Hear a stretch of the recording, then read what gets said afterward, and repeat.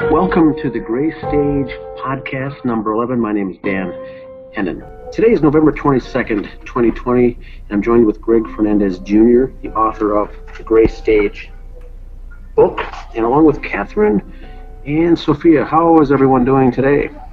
Doing good. Doing good. Absolutely. We've got an interesting topic for the podcast today. The topic is the kitchen. And if you're following along in the book, Greg Fernandez book, Chapter 6, The Kitchen. And we'll be starting today on page 52 in the book. Greg, do you want me to read that quote? Yeah, here's a quote by David Crowley given on March 7th, 2014. He says, quote, "The use of force, no matter the context, should be a shameful last resort, indicating an utter defeat of intelligent faculty. This is the difference between men and children, and also why our childlike society celebrates violence in its exercise of authority," end quote. To me, anyone have any comments on that first quote? It's a pretty powerful quote. I think there's a lot of things. If you read through David's Facebook posts and his Twitter posts, you're going to find a lot of non-violent posts here that I think we know that the investigators went through all of David's social posts, all of his Facebook, all of his Twitter, all of that stuff. So they had access to all of this, looking for anything that might help them understand why anybody on this world would ever think that David Crowley is guilty. And I think we have a lot of quotes in here, even going back all the way to 2006 when David was still stationed. There's a lot of peaceful quotes, and I thought that this was just one of those many that we put in here. So this is my favorite one, I think. Very intelligent man he was, and ahead of his time, one could say. And young. I will start reading about the second paragraph down on page 52, then we'll have some discussion. Item 25 is blood swabbed on the kitchen island countertop next to the laptop. This item was not tested. Neither was the blood stain on the tissue box, item number 26. And so the tissue box you can see there on the screen for those following along is item 26. There was a blood stain on that, and it was not tested. Going on, in fact, 2 bloodstains on the lower part of the base on the kitchen island, items 16 and 17. A drop of blood on the kitchen floor next to the dishwasher, item 21. Another spot of blood inside the dishwasher, item 22.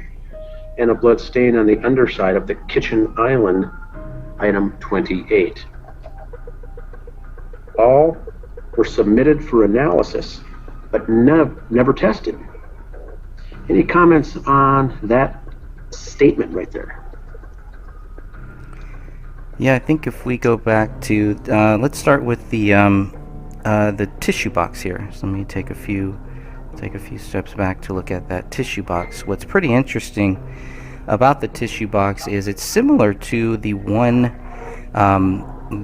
bloody finger that is found in the hallway. So let me go back there before I start rambling on a little bit here. But it's what's pretty interesting is that, okay, if there's blood here on the tissue box, on the side of the tissue box, no blood mentioned on any other sides of the tissue box, and I've looked at this from all other angles too, and couldn't really see any other blood. Just that one little line there. No blood on the actual tissue. We could see that too. And generally no blood on that counter. So it's just kind of it's kind of random, and I don't really understand how this would get here. And what is the purpose? What is somebody wiping up? And why not test? Yeah. I'm sorry. I've always pictured when I see that item number 26 on that tissue box where somebody's reaching and their finger or thumb or whatever, and it's like you're grabbing a tissue and you're pulling it up. It's like it hits the side and their then it goes up as they're pulling a tissue up out of the box. Mm-hmm. That's how I've always pictured this particular stain getting on the side of the tissue.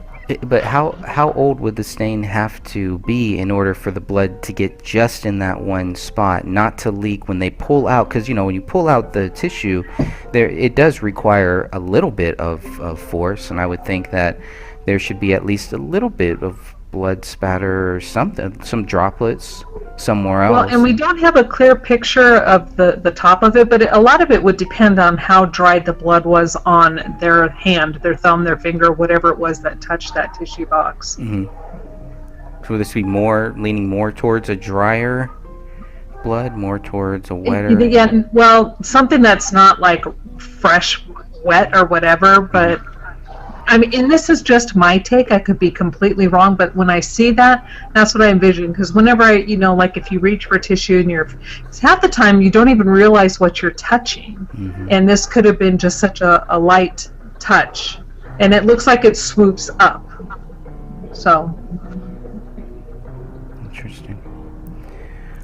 Then looking at item number 16, the only thing about this is why this one, okay? Because we can clearly see on this wall here, and if I back up a little bit, maybe one or two, in the high-res photos, you can clearly see that where item 16 is, along this whole wall, there's blood little spots here, there's blood spots here, blood spots.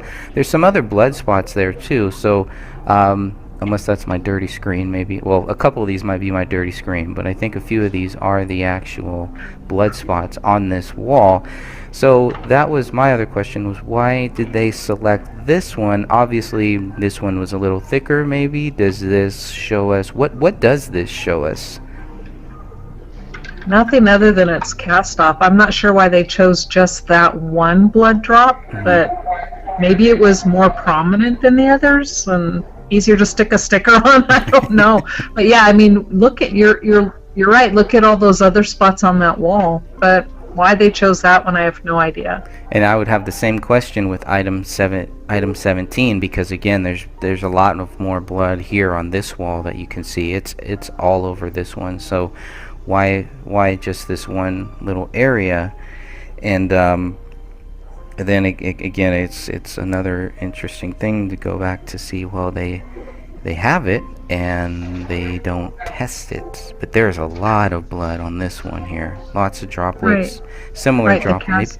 Maybe even a thicker cast-off droplet to the right of where the 17 is. Which, when you flip this image over, where it's actually unless what they were doing was those particular drops were just going to be a sample of what appeared on that wall. So instead of taking a sample from every single blood drop, the chances are it all came from the same source. So maybe that's why they just picked one and stuck a tag on it. It's a guess. I'm not sure if it's right. And who would know that this is cast-off blood? Would that be the Apple Valley, the BCA? Because I don't know if cast-off blood is mentioned in any of the reports or documents that I've seen. Yeah, they don't mention any other. They don't even really mention what type of blood is on the scene. They'll say that there is a large amount of blood. According to a lot of crime scenes I've seen, there isn't a lot of blood here other than on the chair. But BCA would have known that by walking in. I mean, the police officer should have, but that's neither here nor there. Maybe they didn't. Maybe that wasn't something they studied, but definitely BCA would know it would be cast off. Just like, and that would be passive, like we talked about before.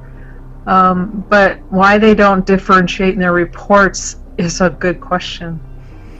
And no testing done on it. Same with item 21 and 22, where we have these just a few little drops. With item 21, you can clearly see there's some other drops to the left of it, to the south a little bit, and then 1, 2, 3 drops that are just kind of there.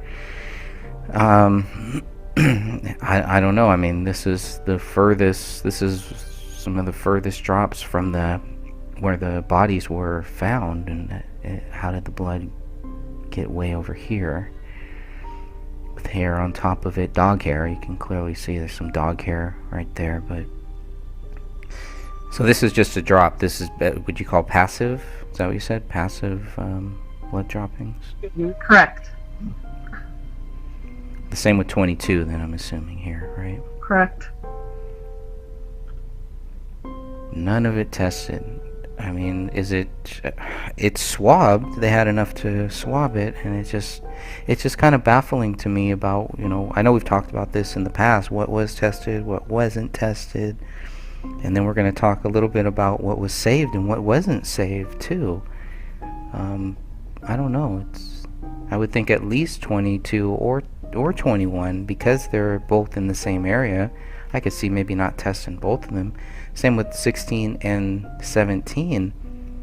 So it just seems, you know, you would want to test one of them. They're in that area there. So, I agree. that's all I have for those items for 16 through 28. Unless you have, Sophia, anything else? No. Okay. All right, I'll continue on. David's bloody cell phone, item 35, was found close to the tissue box. A blood mixture of 2 or more individuals was found on the phone. David was excluded from being a possible contributor. According to DNA results, quote, Kamel, Rasul Crowley, and Rania Crowley cannot be excluded from being possible contributors, end quote. Now this is kind of another one that is where it's like we always talk about, and a lot of people have brought this up, where the blood is, where the blood isn't. Why is there blood here? Why isn't there blood there? And there's blood all over this phone, and a little bit of blood on the counter. You can kind of see that here too. So the phone was set down by a bloody hand. You can see that there's some scratches and everything on it, but there may be 1 or 2 drops on the headphones, possibly. When I was looking at it closer, I thought, okay, maybe there are a few others, but not that much. And if, you know, it's like, what is all this stuff here is all stuff that would David would have pulled out from his pockets, from his pants pockets. And that's kind of weird, I thought. I don't understand why there's 2 lighters there. They're not in the same place either. But just sticking to the cell phone, I try to look at the cell phone from all different sides, and again, it's just very frustrating to see how much blood is on this cell phone, and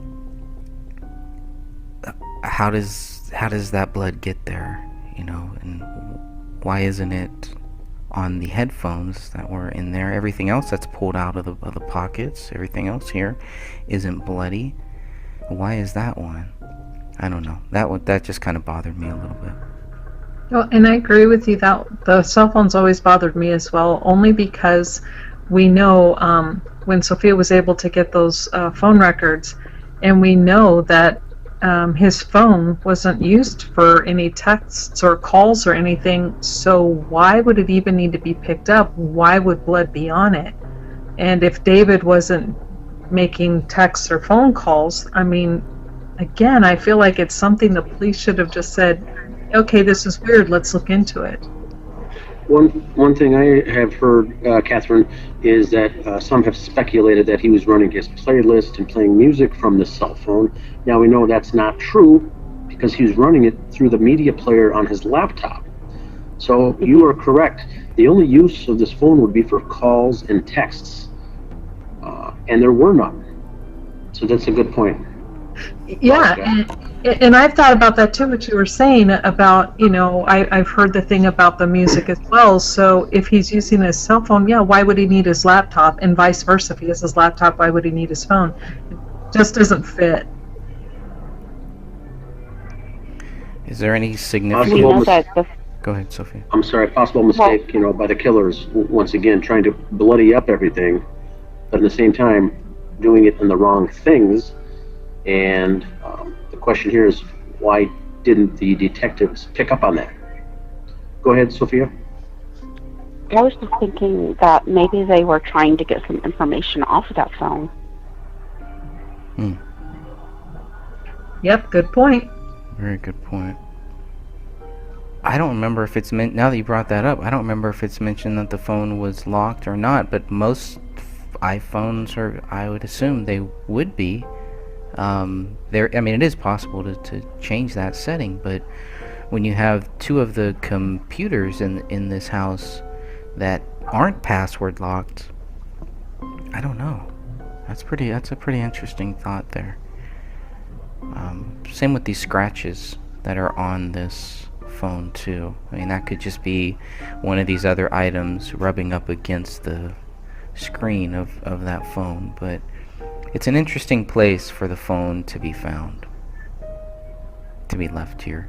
I don't know what this other black thing, it looks like some type of remote control possibly, but these lighters, you know, it's the more I look at some of this stuff, especially in these photos that we're going to look at here, the more it's almost like possibly they were leaving signs, they were leaving clues, things so that people would notice that things did not add up. And we're going to see that more as we go. Go ahead. If you look at the headphones are placed on top of the phone, but they're not as bloody as the phone. Yeah. So they were obviously handled with cleaner hands. Yeah, I think I found maybe one bloody area, one bloody dot where this Bic, where the Bic lighter is, where the text for the Bic lighter is. There may be some blood right there, but that's about it. I mean, there's no other blood that I can see in these photos here, and the headphones aren't on, so it's not like he's using them. I don't know what the silver thing is. So they were placed on top after whoever handled that phone, and I don't know, it's just weird. Maybe even at a separate time, right? Mm-hmm. And it's weird to have the two lighters kind of separate too. I don't know, just weird things like that. Just wonder if David was in a hostage situation and maybe leaving clues around this house that he was hoping people would pick up on later on. I think this is Dan. I think the subliminal message here also by the killers is to leave those lighters. Now, once again, neither of them smoked cigarettes. There aren't candles around the house, so it's leaving the detectives with, boy, these guys are smoking a lot of weed. You know, here right in the kitchen once again, out in front of the public, out in front of the child, they're smoking weed again. That's the impression I got. That could be wrong, but it's the subliminal that I think that they're left there on purpose, showing these lighters all over the place. Over. That's a good point. Do we know if any of David's, I should say the Grace State team, do any of them smoke? That I don't know. I'm trying to think of any videos that I've seen of them. I don't. Never seen. I don't think cigarettes, but I would assume weed. Yes.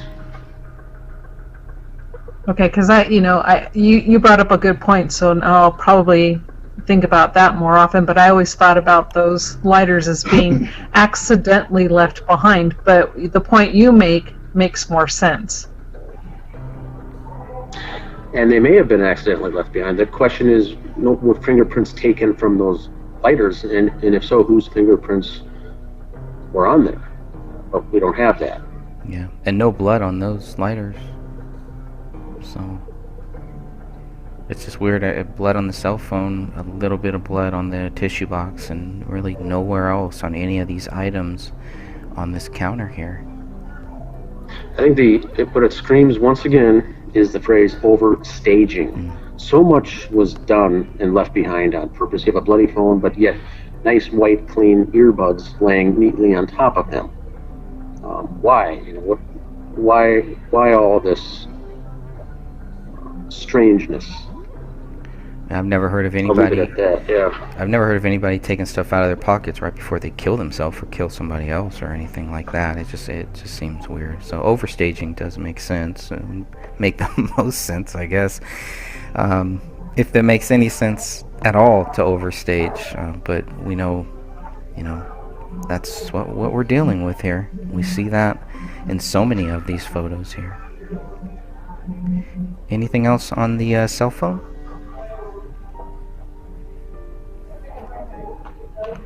If not, the next screenshot I have up here, Dan, if you want to read the next paragraph. The next section says, some of those items were retained in their entirety and could be tested later.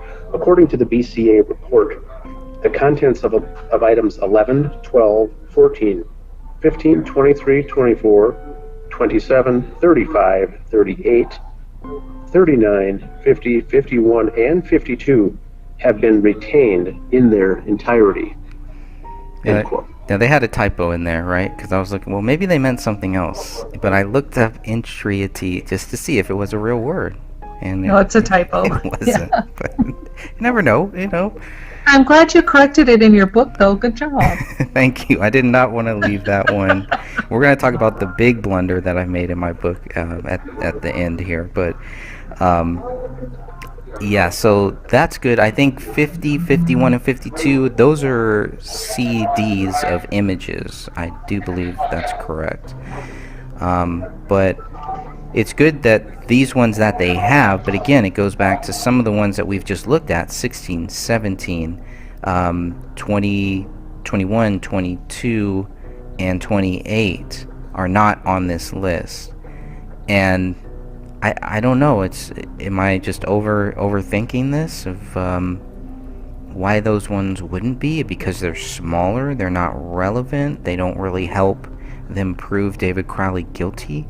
Is this more evidence that they were only really looking at and collecting and testing things that they were sure would help them prove David Crowley guilty, even though they failed at that? I'm trying to understand their logic behind all of this. Oh, you bring up a good point, because they didn't test those items, and there's no reason to get rid of it, because if you're going to destroy the evidence you have in the case, you're going to destroy everything. So why would they not keep in their entirety blood swabs from items that were never tested? I didn't even see that, Greg. Good point.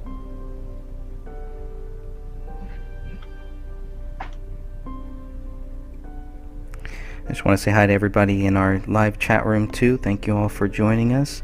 Ellie, always good to have you here.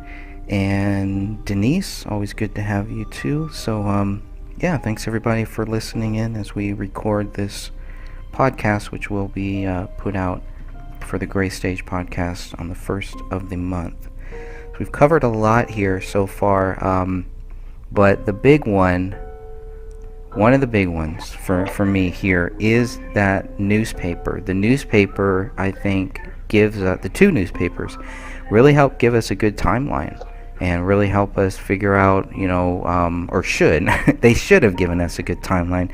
But we have a lot of problems with this. There's problems just looking at the photos, because once again we have things that are moved, things that are taken out. What I want everybody to look at in this photo here, two things, I guess. I don't know what this other trash can is to the left, and so that's going to be another thing about what is in this kitchen drawer here. You can see that it's open, okay, because we do have photos. The police do have photos, not the BCA, but the Apple Valley photos do show this same drawer closed and photographed. So here, this is still a BCA image. I'm just running through the BCA images here first, and so we can see that it's still kind of open. The dishwasher is open as well, and you can see it's open just a little crack there. So this is how they walked in and found this. So you know, obviously they're going to look through this trash. So my question here is, are these both recycling? Dan, do you know this style, or does anybody know this style? I mean, we have one recycling thing here. We don't have one of these pull-out drawers, though. But if we did, I would think one would be garbage, one would be recycling. I can answer that, and typically when the drawer pulls out like this, you've got two receptacles, one for the trash, one for recycling. And so that's usually how it goes. It looks like the front one there is trash. The one in the back is newspapers and cardboard and juice containers and things like that for recycling, potentially. But that's how that would make sense as far as the setup. That would make sense, but that's not what we're seeing here. There's paper in both of them. There's a milk carton or some type of a carton in both of them too. And so if these aren't, it is possible that they just got lazy, but it's one of those other things where I'm kind of wondering, were these signs here? Were there some type of signs that they were possibly leaving here so that people would notice that one should be recycling and the other shouldn't? Why is there recycling dumped in both of these trash cans here? Good question. So then what they do is once the in the BCA photo, here's where the newspaper is. And then in the next BCA photo, they put it out on the table. So they take it out. They take a photo of the date, December 26, 2014, and when Dan reads on here, this date is going to be very, very important. But then, what we're looking at now are the photos from the Apple Valley, and you can see dishwasher is closed, that drawer is pushed in, not pulled in, but pushed in, and here, the newspaper is here too. So my question, I guess, is are they both snapping pictures at the same time? Do they put the newspaper back into the trash can and then another team photographs it? What the AVPD photographer does is then take this out of the trash, and these are separated by DSC. So any photo that you see with the DSC label was taken by the Apple Valley. Any photo with the BCA obviously taken by the BCA. So maybe my timeline is kind of off, and it's just, it's just, okay, the AVPD takes this photo, they take this next photo, and then at the end the BCA takes the photo of this same newspaper on that shelf. The only problem there is you see that they actually label it here. So when they label this item 10 here, that should be it, right? Wherever they put that marker, this should not move from that point. Am I right? Am I wrong? Am I making stuff up?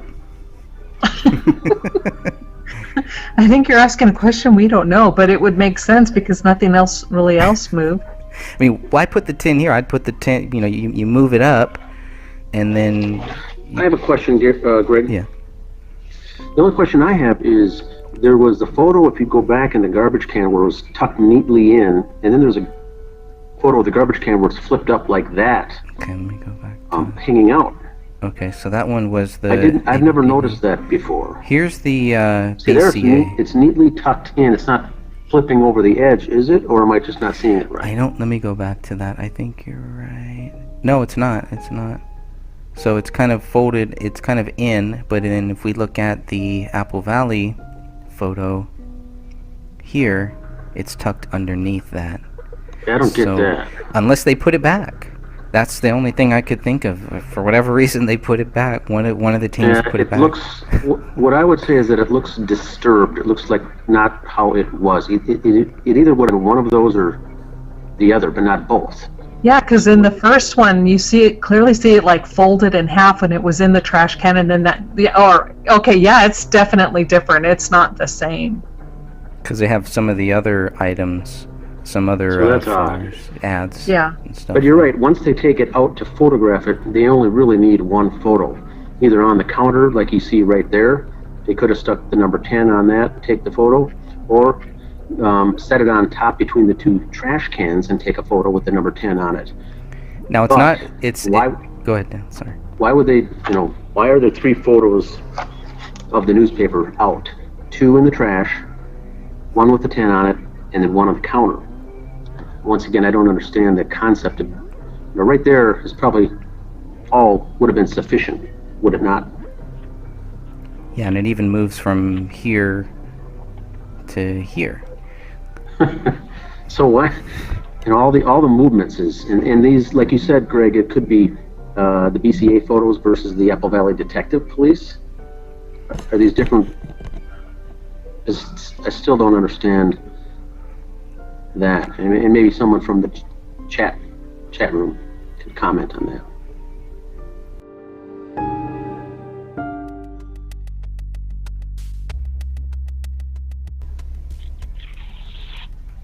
That's pretty interesting to me. Just all the movement of that, and we haven't even gotten into the really interesting part here about the what happens with this newspaper. So Dan, if you want to continue reading on there. Okay. Additionally, a Sun This Week newspaper dated December 26, 2014 was collected from the kitchen garbage. According to the delivery driver, the weekly newspaper was delivered to the Crowley residence on December 23rd, 2014, between 2 p.m. and 3 p.m. However, the delivery driver's mother told Detective Tommy Booth her son delivered the newspaper on December 24th. Should I stop there? Or continue on? Go ahead and continue through the next. All right. Additionally, Detective Brian Bone spoke with the circulation coordinator for the Sun This Week. Her name is Kathy Silberg. Silberg stated the newspaper found in the kitchen garbage, quote, could have been delivered on December 24, 25, or 26, end quote. Detective Bone learned the papers were delivered for pickup by the delivery drivers on December 24th, 2014.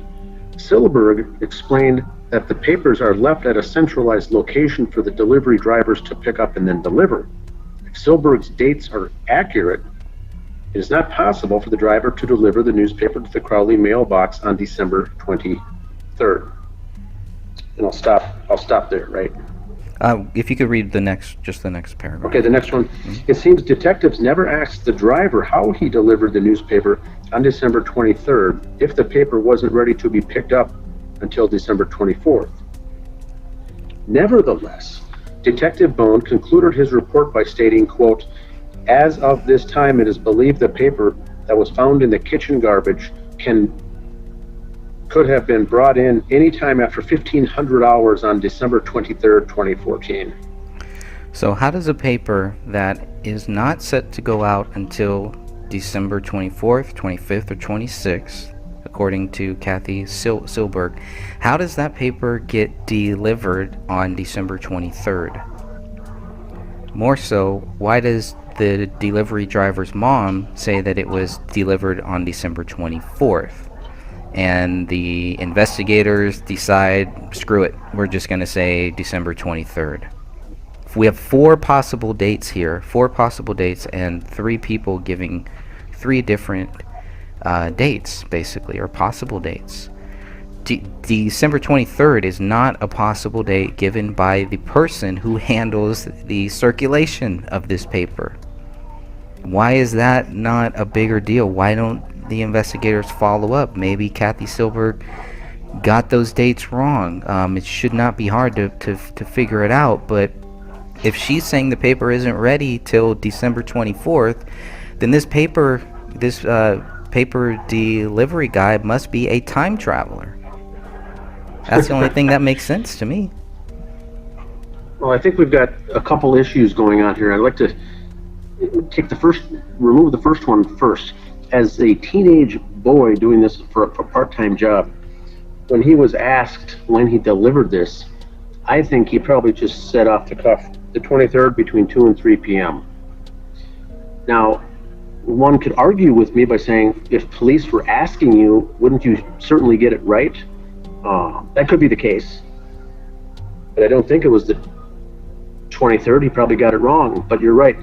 The police report should still be correct. They should still say, that was the 23rd. It didn't get printed till the 24th or whatever. Do you want to correct your statement to the delivery boy? And he could have said, yes, I got it wrong. And then they could have had the police report printed correctly rather than this. Now, in 1992, I myself personally did deliver in the Apple Valley area these This Week newspapers. That's just a part-time job.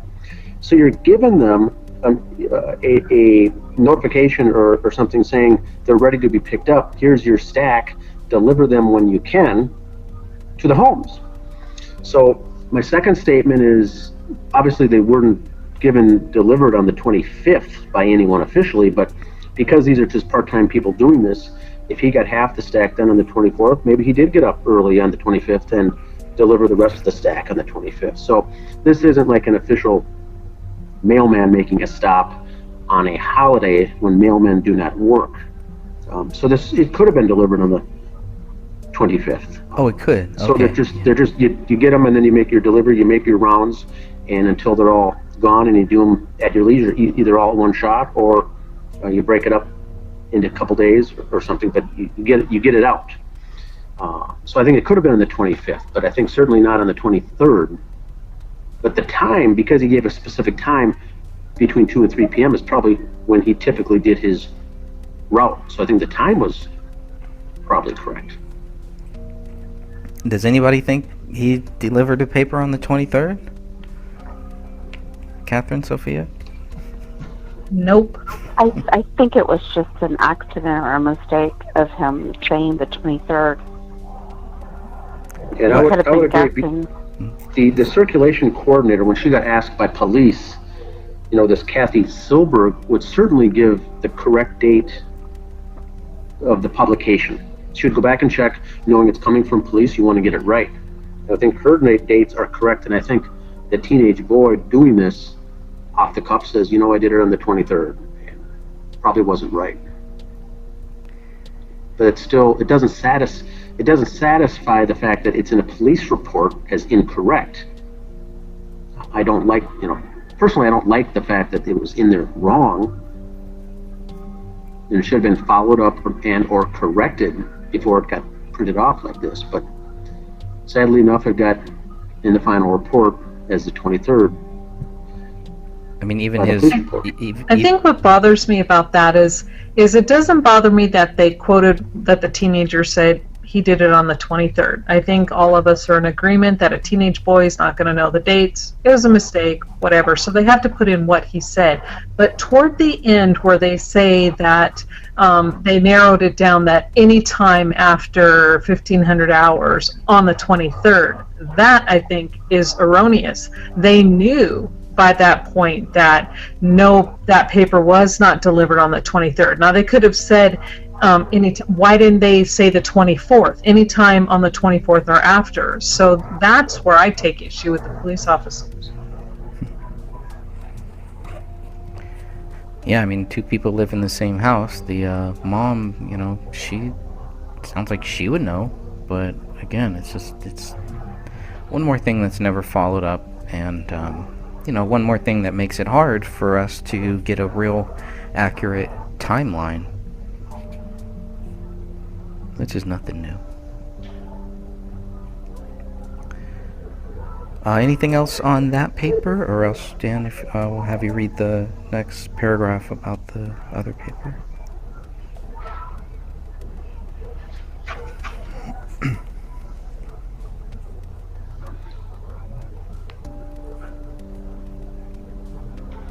Yep, and there shows the paper at the bottom section there. Sorry, should I go on with the next one? Yes, please. Okay, the last This Week newspaper delivered to the Crowley home was dated January 2nd, 2015. The newspaper delivery driver did not deliver that paper to the mailbox since he was out of town and on vacation with his family, according to Detective Bone. 2 more editions of the Sun This Week newspaper should have been in the Crowley mailbox. Why were the January 8th, 15th, and 15th editions of the Sun This Week missing from the mailbox? Now that's a very good, this is where it gets to be interesting, I think. Yeah, there should be 2 more papers in there, right? And there isn't. And by the way, The bodies were found on the 17th. So the issue of the 15th should be in there. And then 7 days before that, the 8th should be in there. And the 2nd should be in there. So in the mailbox, and just to clarify, not the mailbox per se, but the section underneath the mailbox in the wood square section, there should be 3 issues of This Week newspaper. Yeah. There should be 3. And Would there Dan, not? I've had a question about this. And since you stated you delivered the papers, since the delivery boy was on vacation, don't they usually find someone else to take that route? And if so, why didn't they find that person and then interview them? Correct. That paper still needs to be delivered. Whether you're on vacation or not, a backup person would still deliver them. So the question is, why aren't there 3 here? And Catherine brings up a good point. If John Doe delivering the paper wasn't on vacation one week, who was John Doe's replacement the week he was gone? And was this person he or she questioned? It appears not. But there's still 2 missing from the slot. Anything about the condition of the paper here too that would kind of help us compare this to the presents found in front of the house?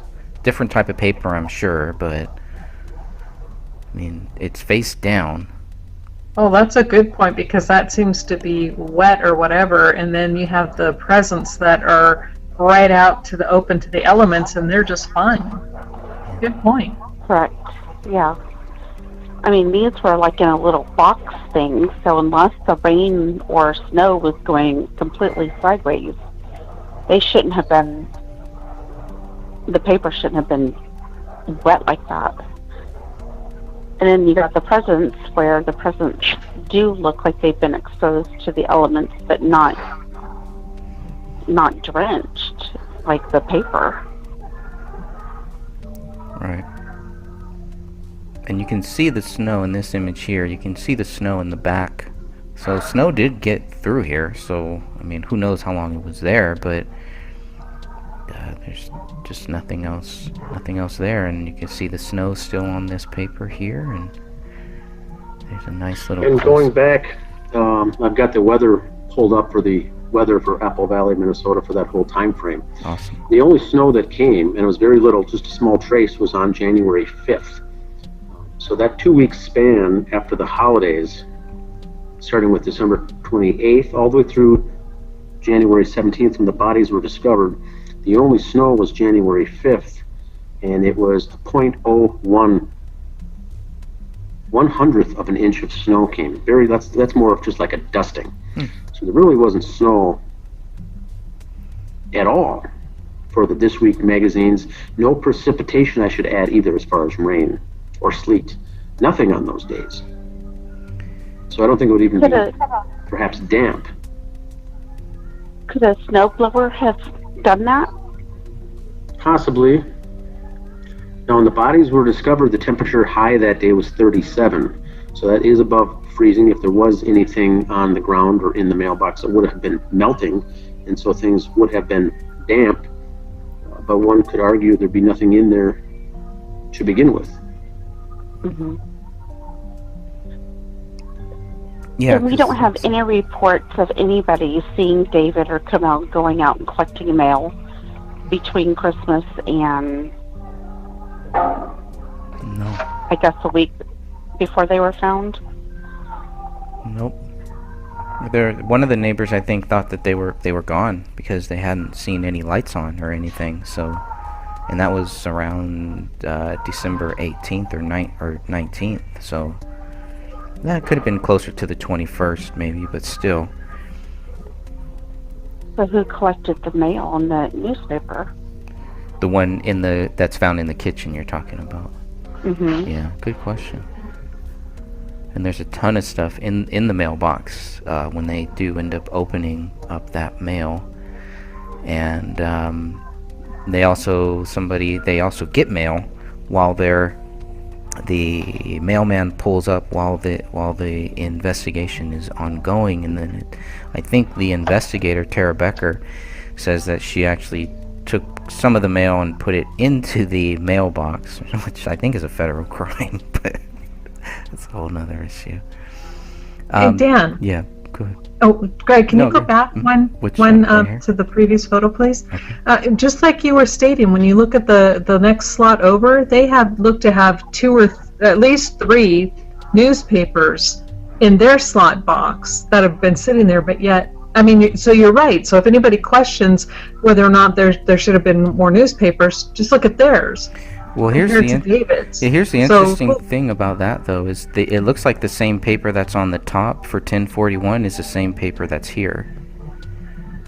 Yeah. But what Catherine is saying is that, the Crowleys haven't been home for 3 weeks. Their mailbox should be full, and the slot beneath it should be, full, or at least have more things in it. The very next person to the right, who obviously wasn't gone for 3 straight weeks, has more contents in their mailbox than the Crowleys.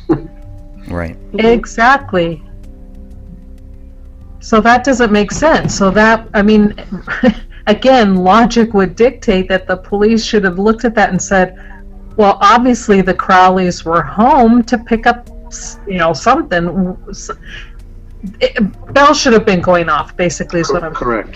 Correct. They were just so desperate to label this as a murder-suicide that they didn't bother to look any deeper. Yep. They had it all figured out. For me, that's it. That's all I got on the paper. We just got a few more paragraphs here, Dan, if you want to. All right. Next one is several bottles of pill capsules were taken out of a kitchen drawer and photographed by investigators. The bottles were not mentioned in police reports, evidence lists, or Minnesota BCA files. Contents inside the refrigerator were also absent from those documents. In fact, many items seen inside the house were absent from reports. But as Detective Gummert later clarified, if we did not cover it in our reports, then we did not feel it was necessary to do so, end quote. So I've go got ahead. one comment here. It would have been nice to see the photographs from inside the microwave, inside the oven, and inside the refrigerator and freezer, just to bring closure to everything. But I don't know if that's common practice or not. Any other questions on that? Catherine, does that make sense? And you don't need I don't think every single drawer or cabinet door or cupboard door opened, but the fridge would have given us some good clues. The oven, what they had eaten or what was in there, or microwave, for instance, just with the doors open. We got all these photographs of everything else, and those I think would have been actually interesting to see. Yeah, And I'd like to add also that Detective Gummert had said if we did not cover it in our reports, we did not feel it was necessary to do so. It's at this point that I'd like to point out that if there was alcohol in those cabinets or in the refrigerator, I'm fairly certain that would have been covered in the report and photographed. Oh, yeah, to go along with how some people are saying that he was drinking. Yep, good point. Yep. But I agree with you, Dan. I'm thinking that why wouldn't they at least photograph the stove, the microwave, etc., since the dishwasher itself was open and there was obvious blood droplets in that. Why would they not take photos? It's clearly that the family was interrupted, and so why not document everything? It's pretty interesting. And wasn't it Sidra who said that there was like a pizza that had burned in the oven? Yes, I remember hearing that as well, and I don't speak of it currently. I don't bring that up because I don't have faith in it. But at one point, someone said there was a pizza in the oven, as if they were trying to, their last meal was a pizza.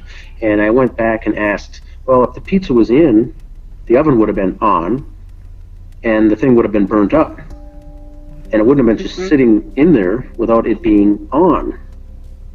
So I said, what does that mean? How would you know if a pizza was in there? And then I never heard anything back. So that may have been disinformation. Okay. Seems to be a lot of that with this case. One thing I was trying to figure out was the actual drawer.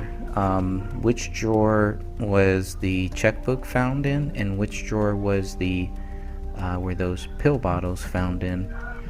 And again, looking at some of the photos here of the of this kitchen area, you can kind of watch this this, what is this, like a light green, like a pea green bucket or whatever, or bowl, and you can see where it is in this image here next to the first drawer, and it's kind of moved over here in the second drawer, so you can see where the checkbooks were found in the second drawer. But to me, it's still not clear exactly which drawer those pills were found in too. And it's just a lot of, you know, open drawers. They take the photos of that, but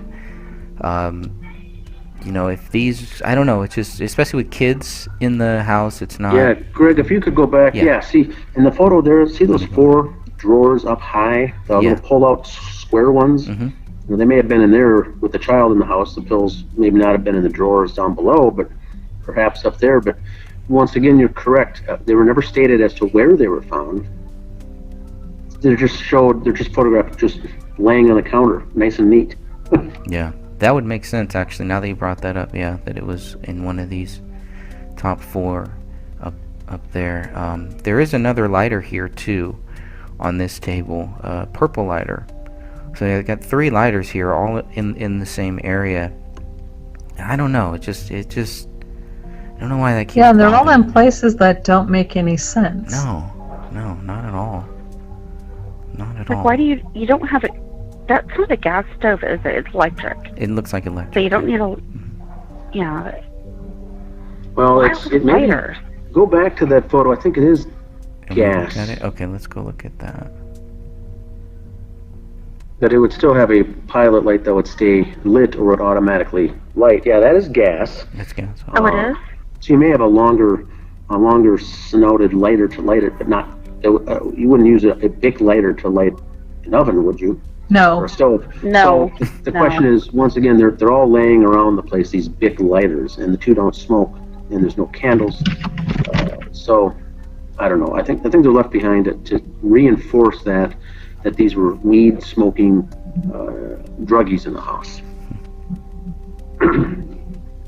But I could be wrong.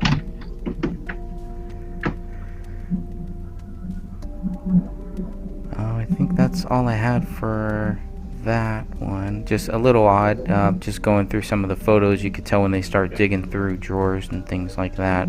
Like this little shelf up, or this, the notepad is moved over, everything is moved, the lighter, or yeah, pretty much everything is kind of moved over and then photographed. So not a big deal, but just another interesting thing. You can see the dog milk bones here in the back as well.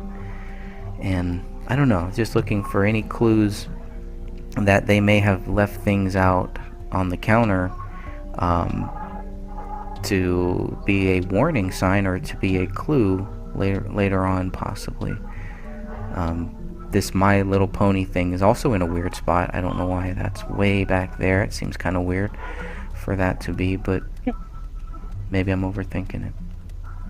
Well, it looks like Ranya's lunchbox, so to me, it would kind of make sense to be in the kitchen. And it was her last day of school, the 19th, so maybe they set it behind that blender or whatever it is, because she was going to be off for 2 weeks or something. Yeah. That's true. Good points.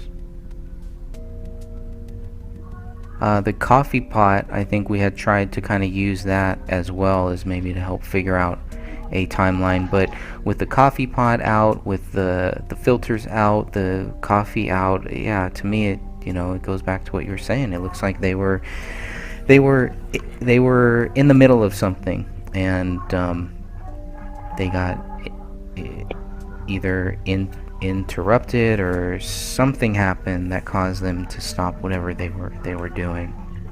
And I don't know if that will also help us give a timeline of where they caught off guard in the morning, in the day, in the evening.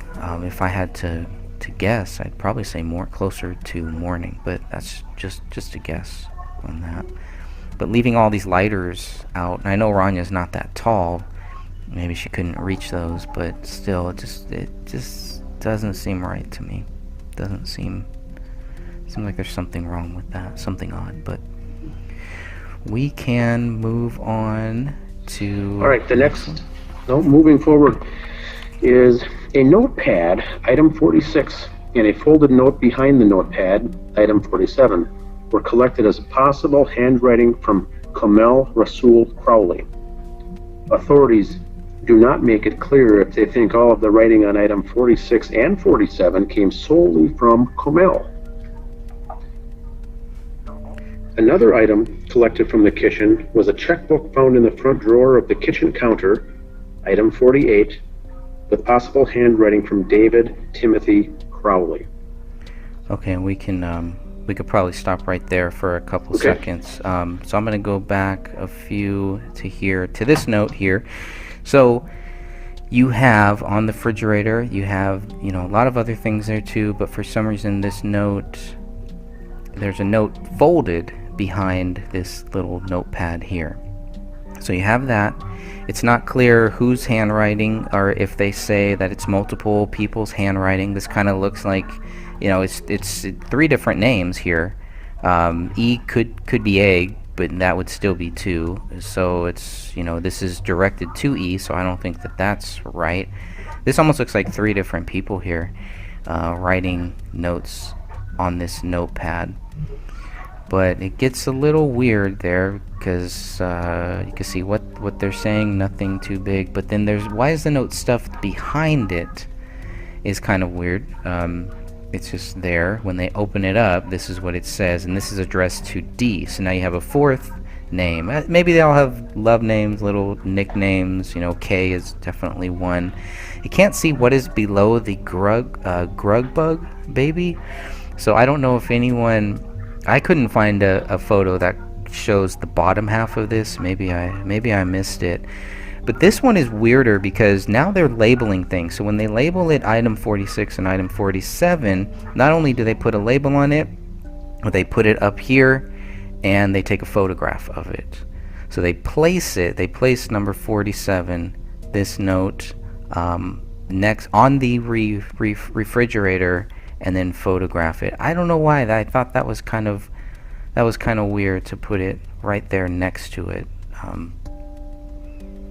What's even weirder though is you can clearly see it's not labeled here, so they got their photo, they got that.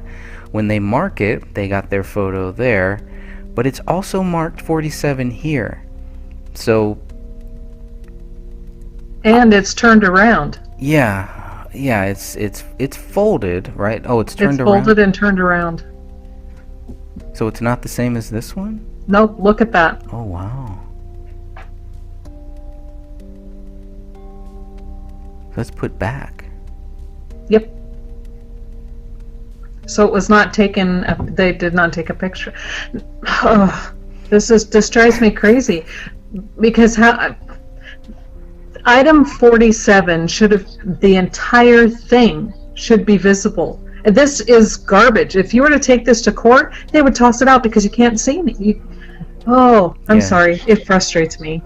Yeah, so it looks like they took the photo of it tucked behind, labeled it 47, and then took it out, set it next to it for comparison purposes as 47, and then for some reason tucked it back in incorrectly and took a picture of that.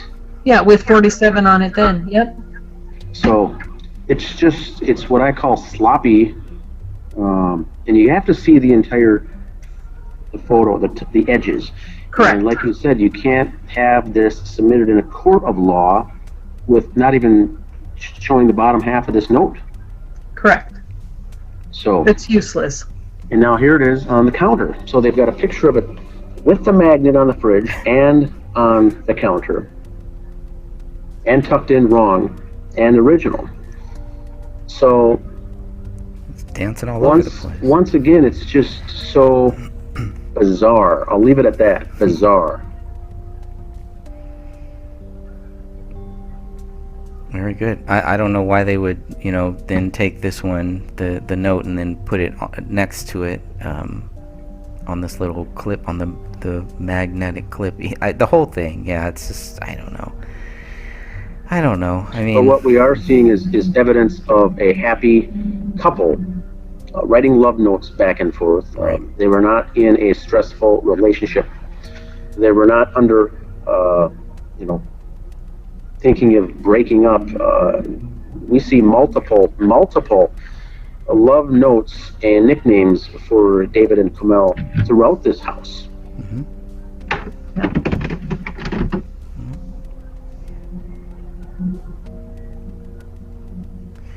And so you talked about the item 48. Yeah, so this is where the checkbook was found there. Dan and Sophia, I know you both did a really good show on some of the content of that the checkbook and all of that stuff. Anything that you want to add about that checkbook here?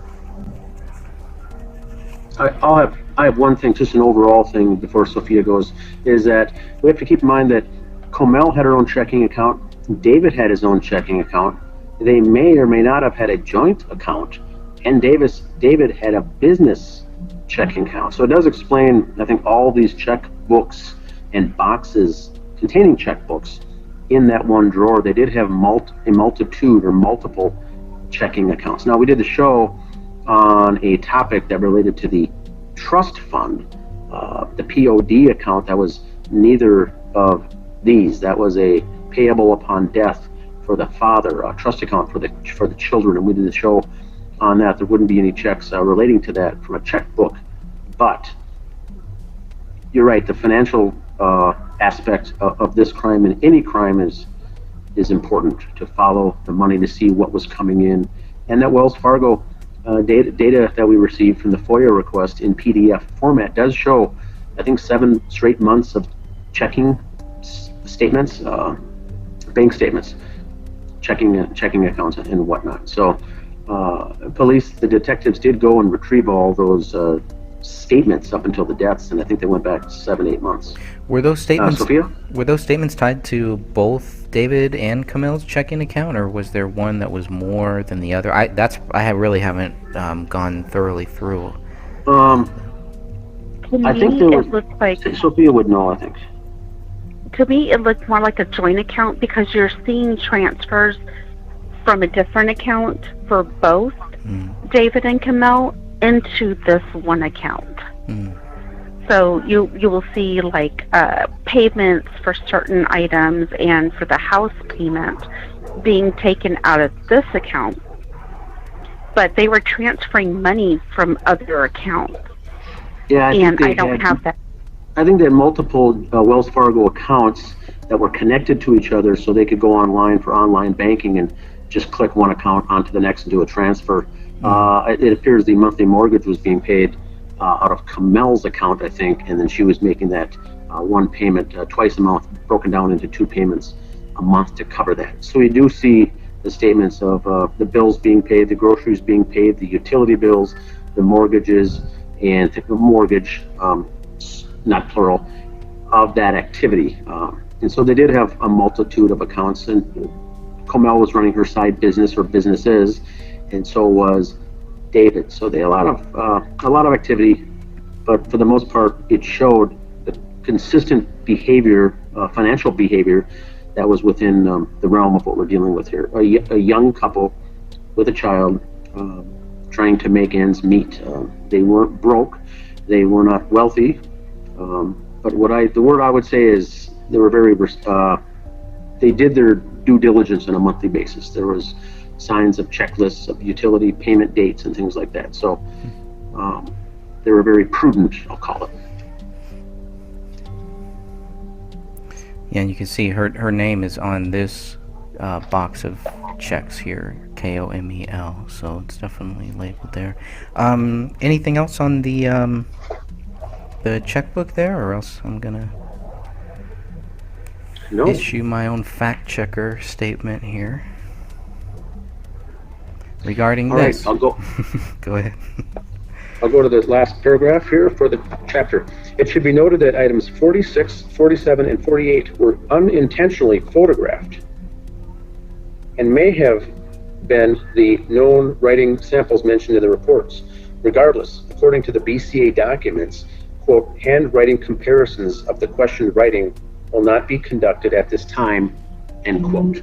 Okay, so that's where the fact checking came in, because I wanted to see what was I taught. Why would I say that they were unintentionally photographed? So that sentence, I'm gonna update this book, and that sentence will be taken out because that is not accurate. That is not right. The reason that I thought that 46, 47, and 48 were unintentionally photographed was because I had misread this line here. And I want to thank everybody for pointing that out to me too, because where was it here? There was something, notepad on the refrigerator. There was somewhere here, 48, here it is. Item 48, item 46-48, not placed. Now I thought that said not planned. So I did, that is a big blunder, big thing that I will make sure to take out of that book. And so far, that's the biggest thing that I found in this book that I've gotten wrong.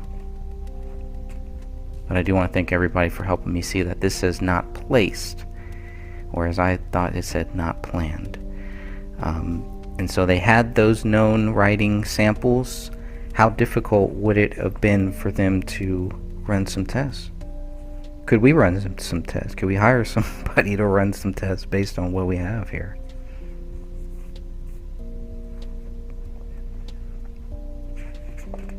Any thoughts on that?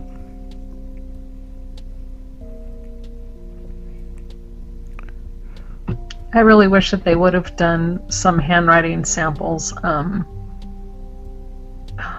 It just seems like the more pertinent parts of the case, they were either extremely lazy or deliberately didn't follow through.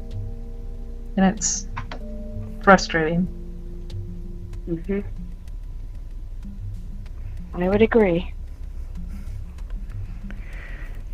And since we have those handwriting samples and they have them, maybe we can still do something with them at some point. That's about all I got for this one. We've finished the kitchen chapter. Anybody have any final words on the kitchen? Nope, I'm good. Any questions from those on the live stream? I think they're all just listening and just kind of watching and pretty much agreeing that a lot of this stuff just does not make sense, which we could see, just in these, just in this one room, just in this kitchen, we can see how much stuff just does not make sense, just does not add up. And of course, people can call us second guessers. We're second guessing on everything, and you're not investigators, all this stuff, but these are all things. That doesn't help the investigators if just us regular people can look at this stuff and see all of these different things that should have been and could have been done and could still be done and might help actually prove some of their theories, especially if they're going to say that David Crowley wrote anything handwritten in this house. If they're going to say that David Crowley wrote the note in the office bedroom, which by the way will be the next podcast, we'll be going through the office bedroom and all of that stuff. So they had everything that they needed to run some samples. Is it a cost thing? Is it too costly? Why not run any samples? Were they scared of what they might find or what they might not find? Right, and especially since they are trying to say, or maybe they actually do come out and say, that David did write that note in the office and stuff. One would assume that the right thing to do would then be compare the handwriting, so they can say, yes, it's backed up, yes, we know it's been done, but they can fall onto their, well, this is what we're going to say, with absolutely nothing to back up their assumptions. Mm-hmm.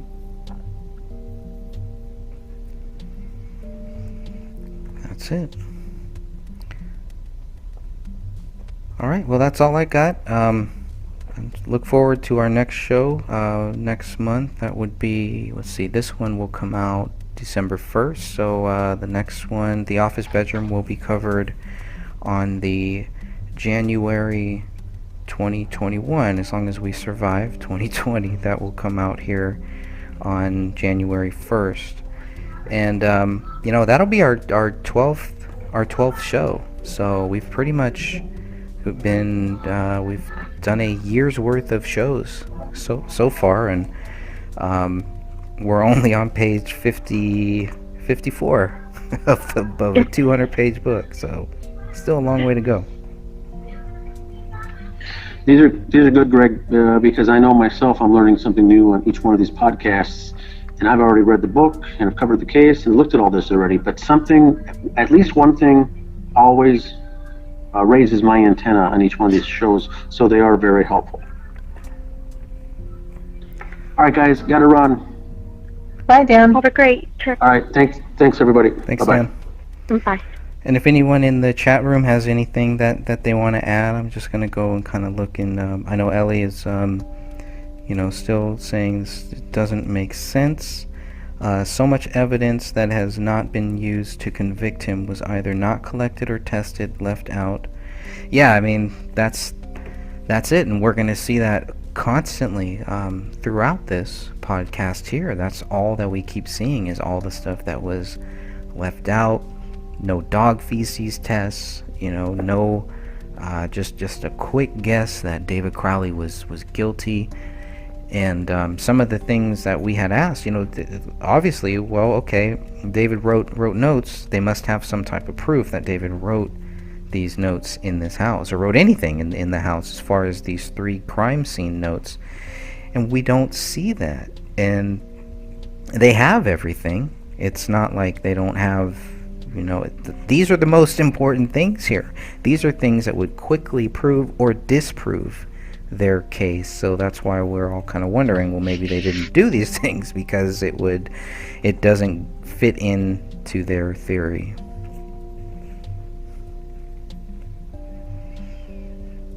Alright, it looks like that's about it. So no other questions, nothing else in the chat. I definitely want to thank everybody for joining us in this live chat with no notification or anything like that. Wasn't sure if we were going to do this live or not, but Catherine, Sophia, I really appreciate you both